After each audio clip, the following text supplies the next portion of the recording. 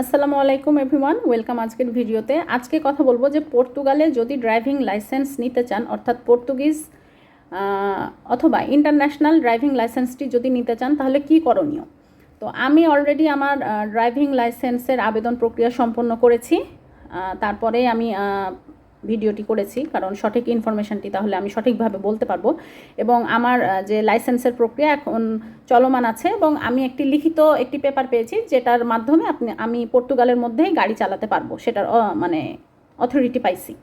তো এখন বিষয় হচ্ছে যে ইউরোপে যারা আসবেন ইন ফিউচার, তাদের জন্য গুরুত্বপূর্ণ একটি ডকুমেন্ট, সেটা হচ্ছে ড্রাইভিং লাইসেন্স।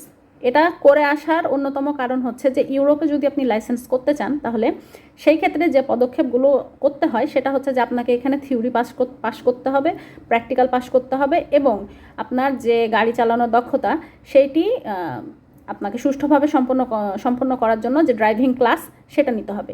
কিন্তু আমরা বিবেচনা করি, সেটা হচ্ছে যে ইউরোপের মধ্যে যে ড্রাইভিং ক্লাসগুলো থাকে সেগুলো কিন্তু প্রচুর ব্যয়বহুল।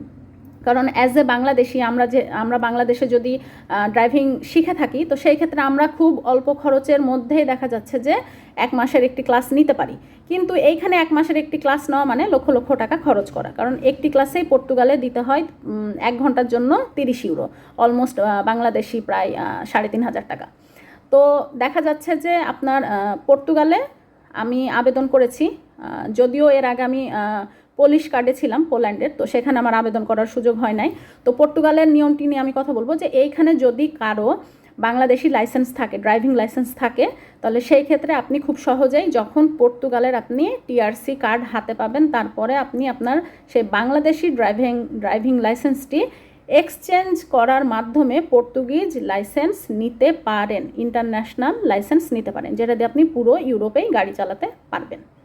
এখন এটার জন্য আপনাকে করতে হবে যে আপনার যে বাংলাদেশের যে ড্রাইভিং লাইসেন্সটি রয়েছে সেইটার মেন কপি থাকতে হবে, এবং আপনার পর্তুগালের যে লিসবন আছে সেইখানের যে বাংলাদেশি অ্যাম্বাসি আছে সেইখান থেকে আপনাকে ডিক্লারেশন নিতে হবে যে আপনার যে লাইসেন্সটি রয়েছে সেটি অথেন্টিক, অথেন্টিক হওয়ার একটি ডিক্লারেশন নিতে হবে আপনাকে লিসবন থেকে, বাংলাদেশের যে অ্যাম্বাসি আছে সেইখান থেকে। তারপরে আপনার টিআরসি কার্ডটা আপনাকে হাতে পেতে হবে, অর্থাৎ পর্তুগালে থাকাকালীন আপনার যদি টিআরসি কার্ড না থাকে, পর্তুগিজ টিআরসি কার্ড না থাকে, তাহলে কিন্তু আপনি আবেদন করতে পারবেন না। তাহলে আপনাকে ফার্স্টে টিআরসি কার্ডও পেতে হবে। তারপর আপনি একটি অ্যাপয়েন্টমেন্ট ফিক্সড করবেন ওদের যে আইএমটি অফিস আছে সেখানকার ইমেল অ্যাড্রেসে আপনি অ্যাপয়েন্টমেন্ট ফিক্সড করবেন। তারপর ওরা আপনাকে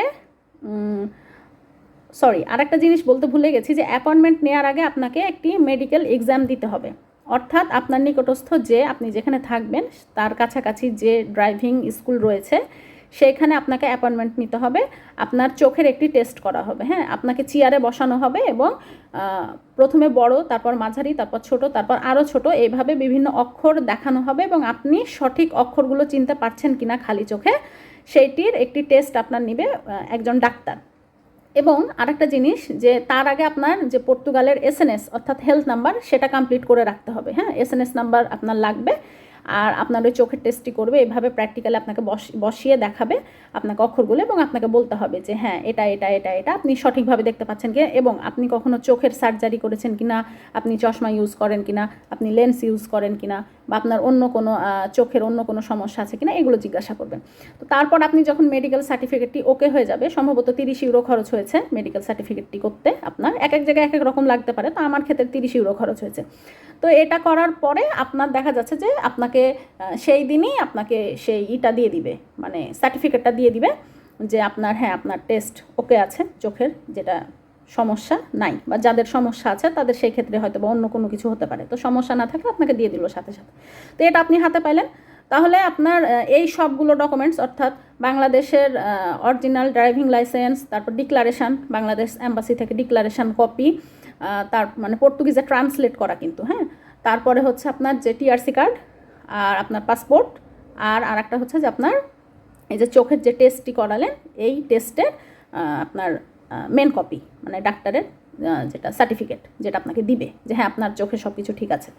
তারপরে দেখা যাচ্ছে যে আপনি আইএমটিতে একটি অ্যাপয়েন্টমেন্ট ফিক্সড করবেন, এবং ওরা আপনাকে জানাবে যে কোন দিন আপনাকে দিবে। এটি আমি তো খুব অল্প সময়ের মধ্যে পেয়ে গেছি, আমার সব কিছু 1 মাসের মধ্যেই হয়ে গেছে, খুব বেশি দেরি হয় না। তারপর ওরা যখন অ্যাপয়েন্টমেন্ট দিবে আপনি ওখানে যাবেন, ওখানে আপনি টোকেন নেবেন, টোকেন নিয়ে আপনি ওখানে আপনার যে টেবিলে সিরিয়াল পড়বে আপনি যাবেন ওখানে, তারপরে আপনার কাছে চাইবে আপনার ড্রাইভিং লাইসেন্সের মেন কপি আমার কাছে চেয়েছিল, এবং ডিক্লারেশন যেটা পর্তুগিজে ট্রান্সলেট করা বাংলাদেশ এম্বাসি থেকে যেটা অথরাইজড, হ্যাঁ। তো ডিক্লারেশন কপি, তারপরে তখন এই দুইটা ওরা রেখে দিল, এবং যেটা ডাক্তারের যেটা সার্টিফিকেট আমাকে দিয়েছিল চোখের টেস্টটা, ওটা জাস্ট দেখলো, হ্যাঁ, ওইটা ওইভাবে ওনারা নিল না, দেখলো, আর পাসপোর্টের কথা কিছুই বলেনি, আর টিআরসি কার্ড তো ছিল ওই সাথে, সেটাও বলে নাই, কারণ যেটা সরি টিআরসি কার্ডেই তো আমার ইনফরমেশন সব দেওয়া আছে, সো টিআরসি কার্ডেরও মানে একটা কপি ওনারা রেখে দেয়। তো এই হচ্ছে ওনাদের কাগজ নেওয়ার ধরন। তারপরে ওনারা ওইখানে আমার একটি ছবি নিল, ছবি তুললো আমার, হ্যাঁ, আমাকে বসায় রেখে ছবি তুললো, ওইটা লাইসেন্সে কাজে লাগবে। দেন মেন যেটা লাইসেন্স বাংলাদেশের সেটা ওরা রেখে দিল ওদের ফাইলে, এবং বলল যে আমাকে ওয়েট করতে, সব কিছু যাচাই বাছাই করবে, এবং ফিউ মান্থস, এখন এই ফিউ মান্থস মানে 1 মাসও হতে পারে, 2 মাসও হতে পারে, হয়তো বা সর্বোচ্চ 3 মাসও হতে পারে। তো এর মধ্যে আমার বাসায় সিটিটির মাধ্যমে ড্রাইভিং লাইসেন্স অর্থাৎ পর্তুগিজ ড্রাইভিং লাইসেন্সটা পৌঁছে যাবে।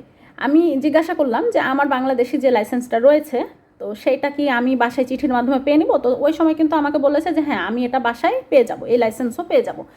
এখন বর্তমানে আমাকে যেটা দিয়েছে, ওইখানে এই সমস্ত ডকুমেন্টস নিল, এবং আমাকে তারপরে যেটি দিল, একটি লিখিত একটি পেপার দিল, যেখানে আমার নাম্বার দেওয়া আছে যে লাইসেন্সের, এবং আমার যে প্রসেসিং চলছে সেটার ওপরে ভিত্তি করে একটি ডকুমেন্টস দিল যে আমি পর্তুগালের মধ্যে আমি গাড়ি চালাতে পারবো এখন। তো এই হচ্ছে পর্তুগালের ড্রাইভিং লাইসেন্স পাওয়ার নিয়ম।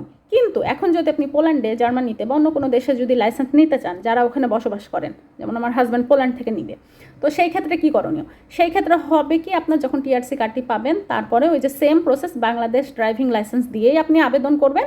কিন্তু এইখানে হচ্ছে বিষয়, ওইখানে আপনাকে একটি লিখিত অর্থাৎ MCQ একটি টেস্ট দিতে হবে, থিওরি টেস্ট, যেখানে আপনাকে 72 মধ্যে 68 পেতে হবে, হ্যাঁ। ওই পরীক্ষায় যদি আপনি পাস না করেন, তাহলে আপনি থিওরিতে পাস করতে না পারলে আপনি আবেদন করতে পারবেন না। পর্তুগালে ব্যতিক্রম শুধু এটুকুই যে পর্তুগালে আপনাকে কোনো টেস্ট দিতে হচ্ছে না, অর্থাৎ থিওরি টেস্ট দিতে হচ্ছে না, শুধু ডাক্তার যেটা চোখের টেস্ট করলো, চোখের পাওয়ার ঠিক আছে কিনা এটারই শুধু টেস্ট, হ্যাঁ। আর আলাদাভাবে পড়াশোনা করে কোনো টেস্ট দেওয়ার প্রয়োজনীয়তা পর্তুগালে নাই। পর্তুগালে সরাসরি লাইসেন্সটি জমা দিলে কনভার্ট হয়ে যাবে ইন্টারন্যাশনাল লাইসেন্সে, কিন্তু পোল্যান্ডে যদি আপনি করতে চান তাহলে সেই ক্ষেত্রে আপনাকে একটি টেস্ট দিতে হবে। তো এই হচ্ছে 2 দেশের পার্থক্য। তো যারা লাইসেন্স আবেদন করবেন এভাবেই করবেন আশা করি। আজকের মতো এই পর্যন্তই, আবার নেক্সট ভিডিওতে হাজির হব। আল্লাহ হাফেজ।